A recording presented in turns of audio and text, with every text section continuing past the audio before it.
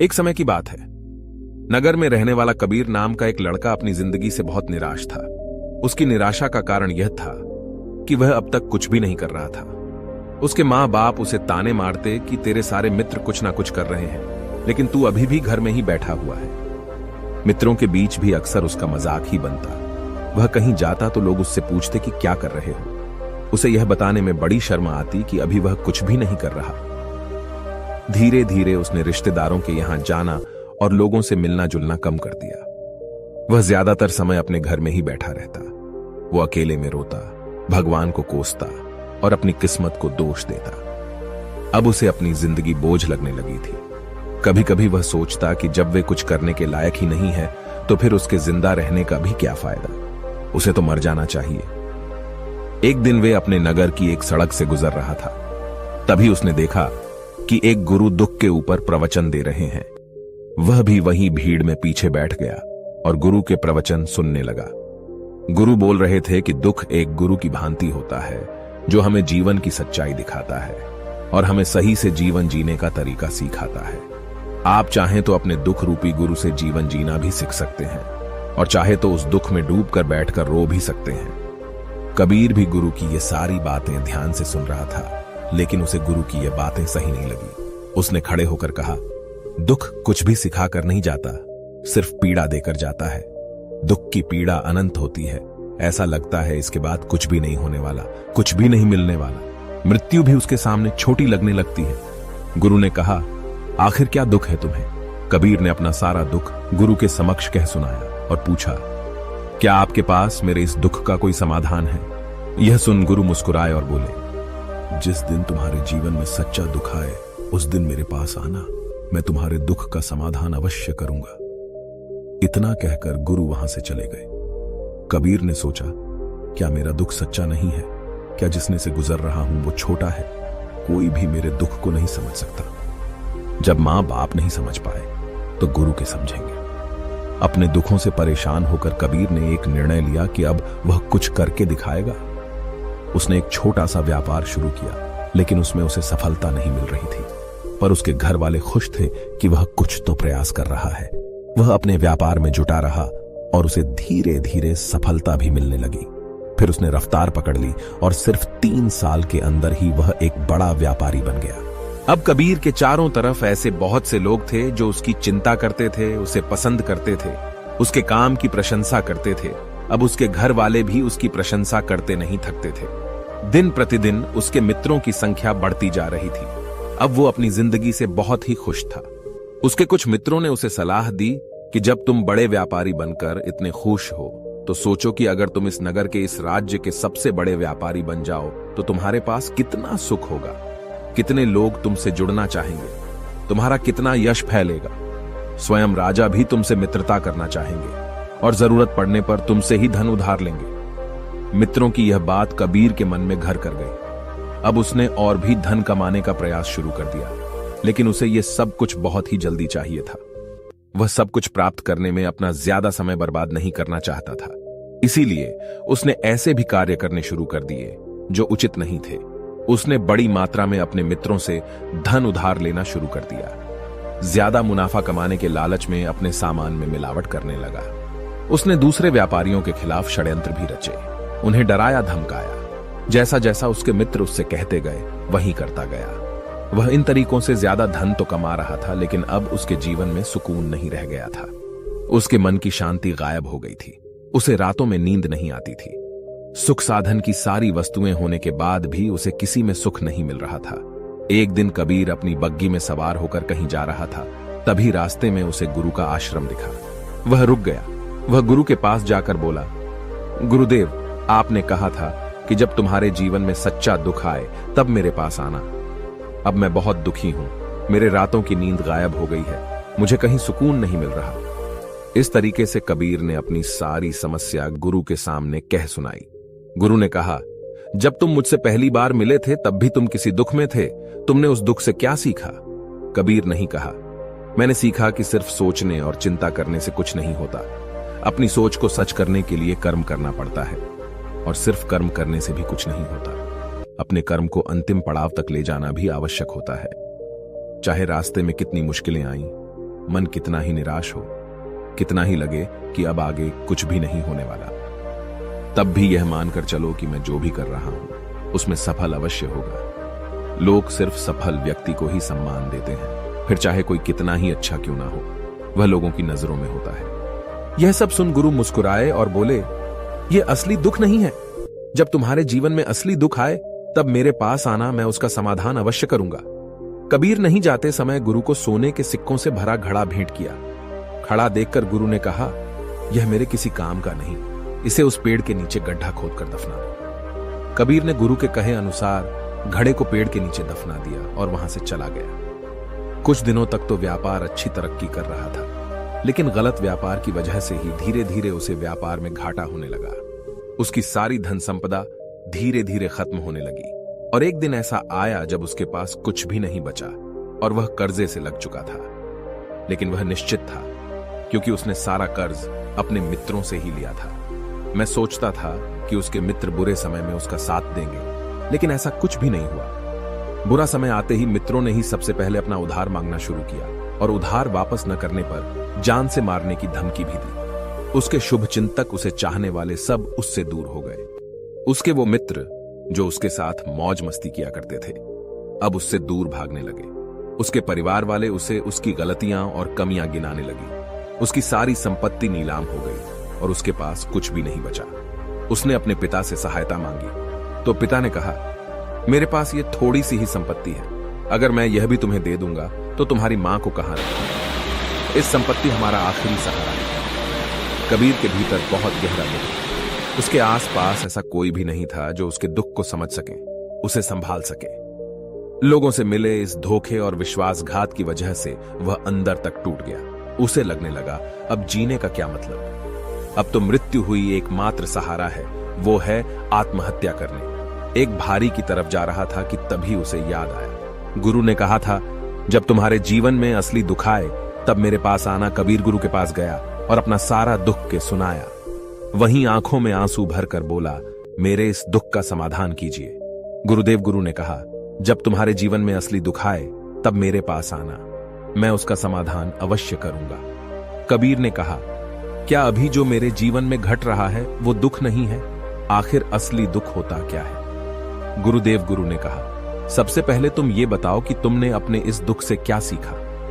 कबीर नहीं कहा, मैंने सीखा कि जो लोग हमारी सफलता, हमारी तरक्की की वजह से हमारे जीवन में आए हैं, वो हमें धोखा अवश्य देंगे, क्योंकि वह बुरे समय में हमारे साथ खड़े नहीं होंगे। वह केवल अच्छे समय में हमारा फायदा उठाएंगे और बुरे समय में छोड़कर चले जाएंगे। भरोसा केवल उन्हीं लोगों पर करना चाहिए जो हमारे बुरे समय में, असफलता के समय में हमारे साथ खड़े रहते हैं। लेकिन ऐसे लोग बहुत ही कम होते हैं, पर जिसके पास होते हैं उन्हें उनकी कद्र करनी चाहिए, उनका अपमान नहीं करना चाहिए। मैंने यह भी सीखा कि कभी किसी के खिलाफ षड्यंत्र नहीं रखना चाहिए। ईमानदारी और धैर्य के साथ अपना काम करना चाहिए और कभी लालच नहीं करनी चाहिए। अपना सारा दुख और अनुभव बताने के बाद कबीर आंखों में आंसू भरकर गुरु के सामने बैठा रहा। थोड़ी देर बाद गुरु उठे और उस पेड़ के नीचे गड्ढा खोदकर वह घड़ा बाहर निकाला जो सोने के सिक्कों से भरा हुआ था और उसे कबीर को दे दिया और कहा, जब तुम्हारे जीवन में असली दुख आए तब मेरे पास आना।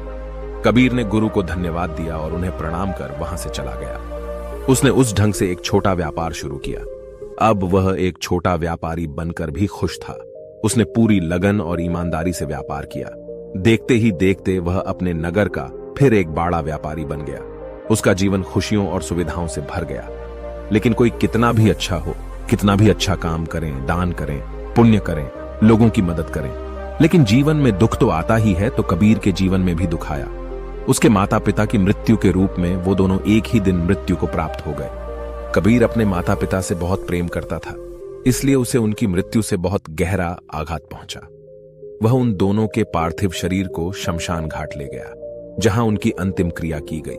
वहां उसने अपने माता पिता के शरीर को जलते हुए देखा तो उसका मन बेचैन हो गया। उसके अंदर बहुत से प्रश्न उठने लगे हैं। घर वापस आया तो उसने अपने माता पिता के घर और संपत्ति को देखा, जिसके लिए उसके पिता हमेशा लड़ते रहते थे। आज वह लावारिस पड़ी है। आज उसकी देखरेख करने वाले, उसके लिए लड़ने वाले इस दुनिया से चले गए। उसके पिता ने जो भी कमाया था, जो भी बनाया था, वो सब यहीं रह गया था। 1 दिन पहले तक किसी से भी अपनी संपत्ति के लिए लड़ जाने वाले उसके पिता आज खुद इस दुनिया से अलविदा हो गए थे। उसका मन इसी तरह के अनेक विचारों के भंवर में फंसा हुआ था। उसे अंदर से अकेलापन और डर महसूस हो रहा था। उसे कुछ खालीपन सा महसूस हो रहा था। उसे लग रहा था कुछ तो है जिससे वो समझ नहीं पा रहा। इसीलिए वो गुरु के पास गया। उसे देखते हुए गुरु ने कहा, क्या जीवन में कोई दुख है?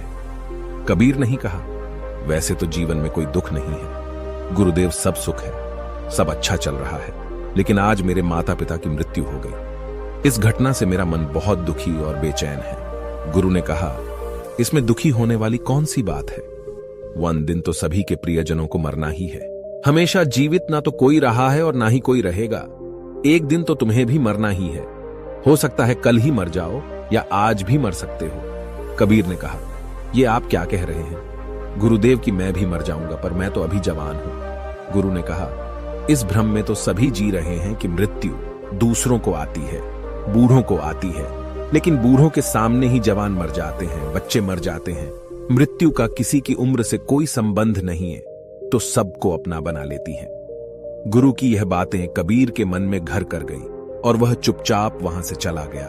लेकिन उसका मन अभी बेचैन था, अब भी था। वह कुछ खालीपन सा महसूस कर रहा था।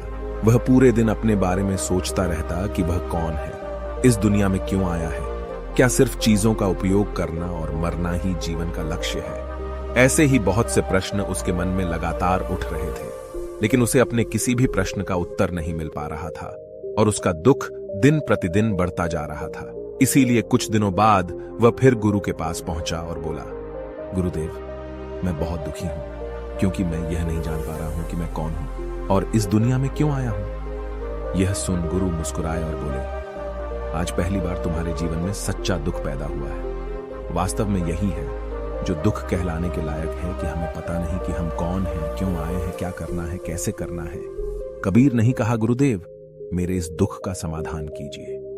गुरु ने कहा, हम सभी इंसान जीवन भर का इकट्ठा करते रहते हैं। कबीर नहीं कहा, हम सभी इंसान जीवन भर धन, संपत्ति, मान, सम्मान, परिवार, मित्र, शत्रु, पद, प्रतिष्ठा इत्यादि इकट्ठा करते रहते हैं। गुरु ने कहा, क्या इन इकट्ठा की हुई सभी चीजों में से एक भी चीज को अपने साथ ले जा सकते हैं? कबीर ने कहा, नहीं गुरुदेव, इनमें से कुछ भी साथ नहीं जाता। मेरे माता पिता के साथ भी कुछ नहीं गया, सब तो यहीं छूट गया, हर परिवार, संपत्ति, सब कुछ। गुरु ने कहा, अब मेरी बातों को ध्यान से सुनना। इस दुनिया में हमें जो इकट्ठा करना चाहिए वो तो हम कभी इकट्ठा करते ही नहीं। चीजें हमारे सामने ही होती हैं, लेकिन हम उन्हें देखने का प्रयास ही नहीं करते। इस दुनिया में हमें जिस चीज को इकट्ठा करना है वो हम खुद हैं। हमें खुद को इकट्ठा करना है ताकि जब मृत्यु हो तो हम एक हो सके और स्वयं को पहचान सके। हम भीतर से बंटे हुए हैं। हम बंटे हुए हैं प्रेम में, नफरत में, क्रोध में, जलन में, क्रूरता में, धन में, संपत्ति में, पद में, प्रतिष्ठा में, मान में, पहचान में, धर्म में, जाति में, ऐसे ही सैकड़ों हजारों चीजों और वास्तव में हम बंटे हुए हैं। हम टुकड़ों में जीवन जी रहे हैं। इस बंटवारे की वजह से हमारी चेतना कभी एक नहीं हो पाती। हमारी चेतना शक्ति बिखर गई है। इसीलिए हमारे पास इतना भी समय नहीं है, इतनी भी ऊर्जा नहीं है कि हम मुड़कर एक बार अपने भीतर देख सकें। वास्तव में जिस धन की कमी, सुविधाओं की कमी, मान सम्मान की कमी को लोग दुख समझते हैं और जीवन भर उसे दुख बोलकर रोते रहते हैं और उनका समाधान खोजने का प्रयास करते रहते हैं, उन्हें उसका समाधान कभी मिलेगा ही नहीं। क्योंकि जिन्हें लोग दुख कहते हैं वो असली दुख है ही नहीं। वो तो सिर्फ इंसान की चाहत है, उसकी इच्छा है जिसकी पूर्ति कभी नहीं की जा सकती। इसीलिए यहां व्यक्ति को ऐसे दुखों का कभी समाधान मिला ही नहीं। इसीलिए इन सब के ऊपर अगर अपने दुखों का परम समाधान चाहिए तो सबसे पहले अपने आप को इकट्ठा करो। अपनी ऊर्जा को इस संसार से वापस खींचो और एकत्रित करो। अपने ऊपर ध्यान दो, खुद पर ध्यान लगाओ। मृत्यु से पहले अपने आप को पहचान लो। ऐसे ही बिखरे हुए मत चलो। कबीर नहीं कहा तो क्या गुरुदेव हमें यह संसार छोड़ देना चाहिए? अपनी सभी इच्छाओं को मार देना चाहिए। किसी से प्रेम नहीं करना चाहिए। धन संपत्ति नहीं इकट्ठा करनी चाहिए। मान सम्मान की आशा छोड़ देनी चाहिए। गुरु ने कहा, एक बिखरे हुए मनुष्य के अंदर से कामनाएं, इच्छाएं और वासनाएं ऐसे ही निकलती हैं जैसे पहाड़ से कोई पत्थर गिर रहा हो जिस पर पहाड़ का कोई नियंत्रण नहीं है। सिवाय देखने, परेशान होने और कुछ खोने के। इसी प्रकार एक बिखरे हुए मनुष्य की इच्छाएं अनियंत्रित और दुखदायी होती हैं। उसका अनियंत्रित मन कुछ भी इच्छाएं और कल्पनाएं करता रहता है और दुखी होता रहता है। लेकिन जब व्यक्ति एकत्रित हो जाता है तो वह जो भी करता है सब उसके नियंत्रण में रहता है। तभी इच्छाएं भी उसकी इच्छा से निकलती हैं। कबीर ने कहा, गुरुदेव, आपने मेरे सच्चे दुख का समाधान कर दिया। आपका बहुत बहुत धन्यवाद। आपसे मैं खुद को एकत्रित करने का प्रयास करूंगा। गुरु ने कहा, मानव शरीर में बहुत ऊर्जा है, बहुत शक्ति है, पर यह बेकार के कामों में बाज कर रह गई है, चीजों में लगी रहती है। यह ऐसा ही है जैसे कि एक अत्यंत शक्तिशाली मशीन किसी बच्चे के हाथों में दे दी गई हो और वह बिना सोचे समझे, बिना किसी नियंत्रण और जानकारी के बस इसकी शक्ति को कहीं भी बर्बाद कर रहा हो। इसीलिए अपनी चेतना की शक्ति पर ध्यान दो और इसे एकत्रित करो। कबीर को अपने प्रश्नों का उत्तर मिल चुका था। उसने गुरु को धन्यवाद किया और चुपचाप वहां से चला गया।